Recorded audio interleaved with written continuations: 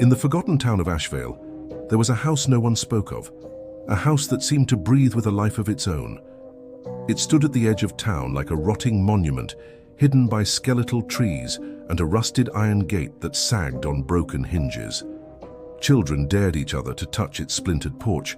Teenagers swapped whispered stories about the things seen moving behind its shattered windows. Some said the Whitmore family had vanished inside one rainy night and were never seen again. Over the years, others entered too. Vandals, ghost hunters, thrill seekers. Few came back, and those who did spoke in fragmented whispers, their eyes hollow, their hair grayer than before. Lena had grown up hearing the tales, dismissing them as nothing more than small-town folklore meant to keep kids from trespassing. She craved something real, something more. So when her friends dared her to spend 1 hour alone inside the Whitmore house, she agreed without a second thought. The night was cold and still when she set out, flashlight and phone in hand. The mist clung to her boots, thick and heavy like wet cobwebs. The closer she got, the more the air seemed to resist her movements, growing dense and sluggish. Even the trees leaned inward, their barren arms creaking in protest. The front door stood open just a crack, as though inviting her inside. For a moment, Lena hesitated, a primal instinct gnawing at her gut. She almost turned back, but then she remembered her friends' mocking laughter, their taunts. She couldn't back down now. The door groaned open under her touch. Inside, the darkness seemed to swallow her whole. The beam of her flashlight barely penetrated the murky gloom, revealing fragments of the past. Sheet-covered furniture, portraits with slashed-out faces, a layer of dust so thick it muffled her footsteps. She filmed herself, narrating with shaky bravado. Okay, so far not haunted, just really gross. Her voice echoed strangely, distorted as if the house were repeating her words back at her. In the living room stood an immense grandfather clock, its face cracked, its pendulum swinging backward. Above it, a chandelier dangled at an odd angle, its crystals dripping with something dark. Lena moved deeper inside. Each room was worse than the last, the kitchen with pots still on the stove, now rotting with mold. The dining room, where a long table was still set for a meal no one would ever eat. At the far end of the table sat a child-sized mannequin wearing a party hat, its painted-on eyes staring blankly ahead. Her phone buzzed violently. She checked it. Dozens of messages had appeared, all from unknown numbers, each one a single word. Run. The flashlight flickered. The temperature plummeted. She spun around, and for a split second, she saw something standing at the far end of the hall. A tall figure, head tilted too far to the side, limbs twitching in unnatural spasms. When the light steadied, it was gone. Heart-hammering, Lena stumbled into the stairwell. The steps creaked under her weight, sagging dangerously. Halfway up, she froze.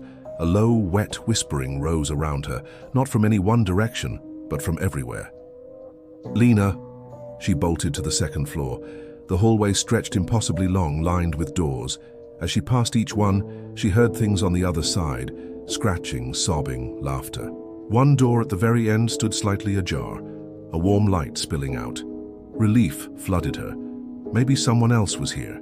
Maybe it was a setup, a prank. Anything would be better than being alone. She pushed the door open. Inside was a child's bedroom, frozen in time. Toys lay scattered across a faded rug. A tiny bed sat under the window, its blankets neatly tucked. A mobile spun lazily overhead, even though there was no breeze. On the bed sat a little girl, her back to Lena. She wore a threadbare nightgown, her hair long and tangled. Lena stepped closer. "Hey, are you okay?" The girl turned slowly. Her face was wrong. Her eyes were empty black pits. Her mouth gaped open in a silent scream that stretched wider and wider until it split her cheeks. The room flickered, and Lena saw dozens of identical girls crawling out from under the bed, pouring from the closet, slipping from the cracks in the walls. She slammed the door and ran. Down the hallway, around corners, up twisting staircases that shouldn't exist. The house was changing, shifting like a living thing. She found herself in a room lined with mirrors. Her reflections stared back, but they didn't mimic her movements. They smiled when she didn't. They whispered things she couldn't hear. One reflection pressed its hand against the glass. Cracks spider-webbed outward, and then the mirror exploded inward. Shadowy hands grabbed at her from all sides. Lena fought free, sprinting blindly into another hallway. There at the end she saw it, an open door leading outside. Moonlight, fresh air, salvation. She didn't think. She ran for it, heart hammering against her ribs. She burst through the door into the woods, collapsing onto the cold, wet ground. She lay there for a long time, gasping, feeling the earth beneath her, the cool air in her lungs. She was safe. She made it. But as she sat up, she realized something was wrong. The trees around her were wrong, twisted into impossible shapes, their branches forming clawed hands.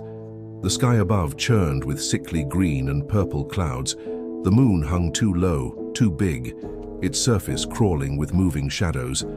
And behind her, the Whitmore house loomed larger than before, waiting. The door she had run through stood wide open, beckoning. She hadn't escaped. She was deeper inside. Sobbing, Lena staggered to her feet. She tried her phone. No signal.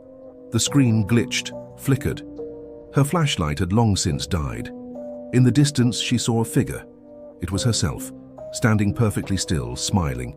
The copy raised a hand and beckoned. Lena turned and ran in the opposite direction, deeper into the nightmare forest. Time lost meaning. Day and night swapped without warning. Hunger gnawed at her stomach. Thirst burned her throat. She thought she heard her friends calling sometimes, but when she answered, their voices twisted into cruel, mocking laughter. She stumbled upon strange scenes. A carousel turning slowly, its horses rotting and broken. A dinner party where skeletons sat around a table raising rusted goblets in silent toasts. A river of black water filled with hundreds of pale, grasping hands. Everywhere she turned, the house was there, watching, waiting. Finally exhausted, Lena found a clearing where a single mirror stood, cracked but still whole. Etched into the glass were the words, "The only way out is through." Trembling, she touched the mirror. The surface rippled like water, and she was pulled inside.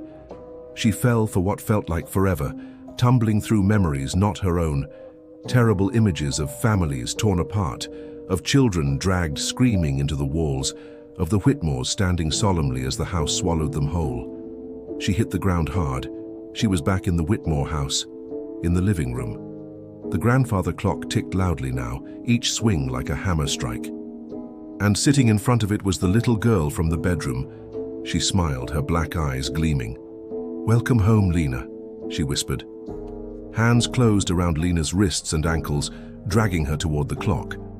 She fought, screamed, but there was no one to hear.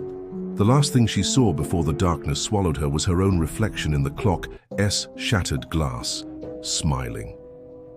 Weeks later, the townspeople found the Whitmore house burned to ash. No sign of Lena was ever found. But on foggy nights, some say you can hear a clock ticking where the house once stood. And if you look into a mirror at midnight, sometimes you'll see Lena smiling back at you, whispering, "Come find me."